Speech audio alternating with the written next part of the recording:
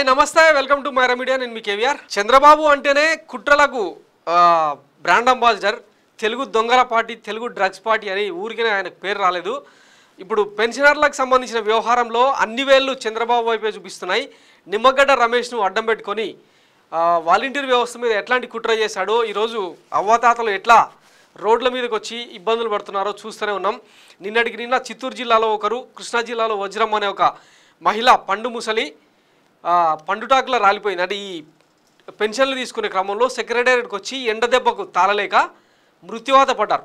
ఈ చావులకు కారణం ఎవరు అన్నదానికి సమాధానం లేదు. అన్ని వేళ్ళు టీడీపీ వైపే చూపిస్తున్నా కూడా కులపత్రికల్లో ఎదురుదాడి మొదలుపెట్టారు.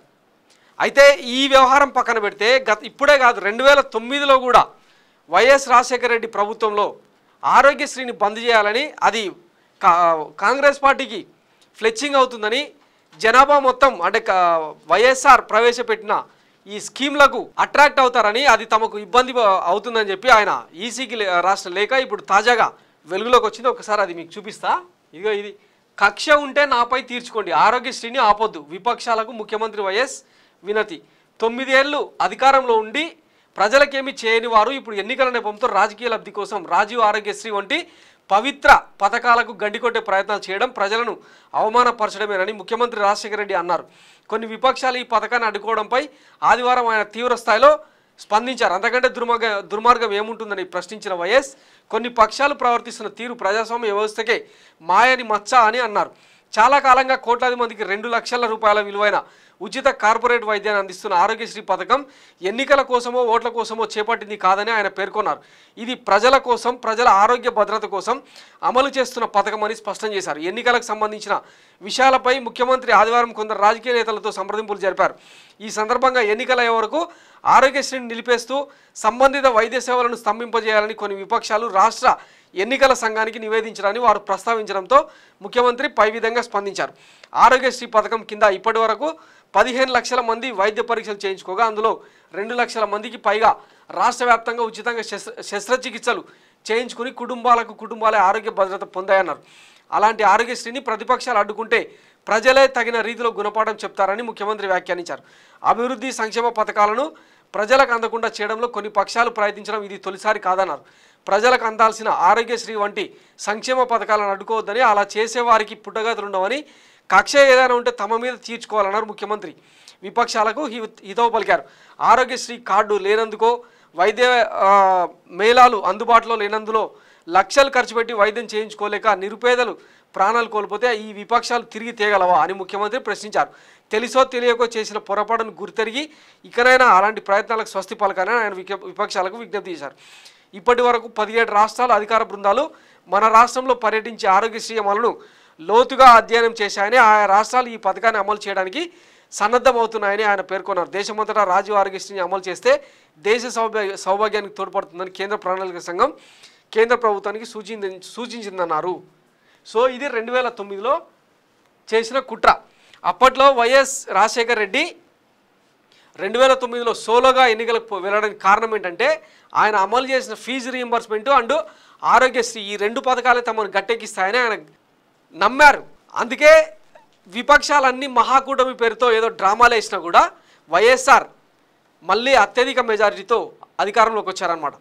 నాడు ఆయన అంటే పదే పలికిన కుయ్ కుయ్ కుయ్ అన్న సౌండ్ అదొక ఎమోషన్లా మారిపోయిందన్నమాట తెలుగు రాష్ట్రాలు.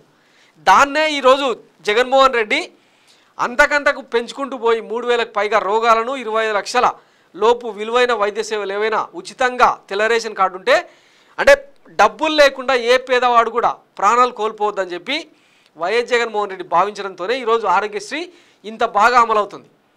ఇది ఈరోజు దేశవ్యాప్తంగా రోల్ మోడల్ అనమాట. ఒకవైపు అంటే చెప్పాం కదా ఇంతకుముందే, మంచి చేయాలనుకున్నాడు ఎవరైనా మంచే చేస్తారు. జనాల్ని ముంచాలనుకున్నాడు చంద్రబాబు లాగా అమరావతి, భ్రమరావతి లాంటి రాజధానులు కట్టి సంపద మొత్తం దోచేస్తారనమాట. ఒకసారి గతంలో వైఎస్ మాట్లాడిన మాటలు విందాం. అభివృద్ధి కార్యక్రమంలో ఒక్కటైనా చేశారు. ఎన్ని రకాలైన కొత్త కార్యక్రమాలు వాళ్ళు ఏర్పాటు చేశారు. 108 చూడండి, ఇక్కడ ఎవరికి ఎక్కడ ఏ గ్రామంలో ఒక గర్భిణీ స్త్రీకి పొందొచ్చునా, ఓ చిన్న పిల్లవాడికి పొందొచ్చునా, ఉన్నట్టుండి నుండి ఆసుపత్రికి తీసుకొని పోవాల్సి వస్తే ఇంత ముందు రోజుల్లో ఎంత ఇబ్బందులు పడేవాళ్ళు లేదు. వాటి రోజున కేవలం ఒక్క ఫోన్ కాల్ చాలు, ఫోన్ చేస్తే చాలు 20 నిమిషాల లోపల కొయ్ కొయ్ కొయ్ కొయ్ కొయ్ కొయ్. సో ఇదే స్కీమ్ను వైఎస్ జగన్మోహన్ రెడ్డి ఇంకా అద్భుతంగా పేదలకు అంటే పేదలను బతికించుకోవాలన్న తాపత్రయంలో భాగంగా ఒక సంకల్పంలో భాగంగా ఆరోగ్యశ్రీని 25 లక్షలకు పెంచి 3,000కు పైగా రోగాలను అందులో చేర్చారు. ఇది చిత్తశుద్ధి ఉన్న పాలకులు చేసే పని. దీన్ని ఎట్లా అడ్డుకుంటారో ఈరోజు చంద్రబాబు నీచ బుద్ధికి నికృష్ట బుద్ధికి ఇప్పుడు 2009లోనే ఇట్లాంటి ప్రయత్నాలు చేసినట్టే ఒకసారి చూడండి. గతంలో ఈ దిక్కుమాలనోడు ఏం మాట్లాడతాడో ఒకసారి వినండి. అంటే మేము కట్టించిన టాయిలెట్లలో అది కూసుకుంటున్నారు, మేము ఇచ్చిన స్ట్రీట్ లైట్ల కింద చదువుకుంటున్నారు, మేము వేసిన సిమెంట్ రోడ్ల మీద నడుస్తున్నారు, మాకు కాకపోతే ఇంకెవరికి ఓడి ఇట్లా ఉంటుంది అనమాట ఈ మదం. ఒకసారి వినండి. నేను వేసిన సిమెంట్ రోడ్డు, నేను ఇచ్చిన కరెంటు, నేను ఇచ్చిన నీళ్లు, నేను ఇచ్చిన టాయిలెట్ పైన టాయిలెట్ కూర్చోవాలా? మురికి కాలువలు మేము ఇచ్చిన మురికి కాలువలు మురికి నీళ్ళు పెట్టారా? వేరే వాళ్ళకి ఎందుకు కొట్టేయాలి? మేము ఇచ్చిన గ్యాస్తోనే వంట చేసుకోవాలి, మేము ఇచ్చిన లైట్లో కూర్చోవాలి ఇంట్లో, మరి మేము ఇచ్చిన ఫైబర్తోనే టీవీ పెట్టుకోవాలి. రేపు వాలంటీర్లు కానివ్వండి, విన్నారా? మేము ఇచ్చిన టాయిలెట్లలో దొడ్డి కూర్చుంటారు, మేము ఇచ్చిన మురికి కాలువల్లో మురుగు వదులుతున్నారు, మాకు కాకపోతే ఇంకెవరికి వదులుతున్నారు, ఈ మురికి నోడుతున్నా ఇట్లా మాట్లాడిండో విన్నారు కదా. ఇట్లా ఉంటుంది అనమాట వీళ్ళ మదం. పచ్చపత్రికలను అడ్డం పెట్టుకొని ఆంధ్రప్రదేశ్ ప్రజలకు, తెలుగు ప్రజలకు నాగలి దున్నడం మేమే నేర్పించినాం, అరకగట్టడం మేమే నేర్పించినాం, నాగరికత మేమే నేర్పించినాం, అన్నం తినడం మేమే నేర్పించినాం అని సొల్లు పురాణాలు చెప్పారు గతంలో. ఇదే ముక్క వైఎస్ జగన్మోహన్ రెడ్డి అంటే ఆరోగ్యశ్రీ ఇస్తున్నాం, పేదలకు పెన్షన్లు ఇస్తున్నాం అని చెప్పి మాట్లాడి ఓట్లు అడిగితే బాగుంటుందా? ఏ రోజైనా వైఎస్ జగన్మోహన్ రెడ్డి అట్లాంటి ప్రయత్నం చేసిరా? మంచి చేసినాం, మీకు నచ్చితే ఓటేనా అని అడుగుతున్నారు. కానీ పేదలను, మధ్యతరగతి వర్గాలను ఇంత నీచంగా ట్రీట్ చేసే మైండ్ సెట్ ప్రపంచంలో ఎక్కడైనా ఉంటుందా? ఒక్క ఈయనకి తప్ప. సో ఇక ఈ ఇంతకు మించిన ఎగ్జాంపుల్స్ అవసరం లేదేమో మన ఓటును మనం వజ్రాయుధంగా వాడుకోవడానికి. సో ఇక తీర్పునివ్వాల్సింది ఆంధ్రప్రదేశ్ ప్రజలే. Thank you for watching Myra media. నేను మీ కేవీఆర్. Thank you.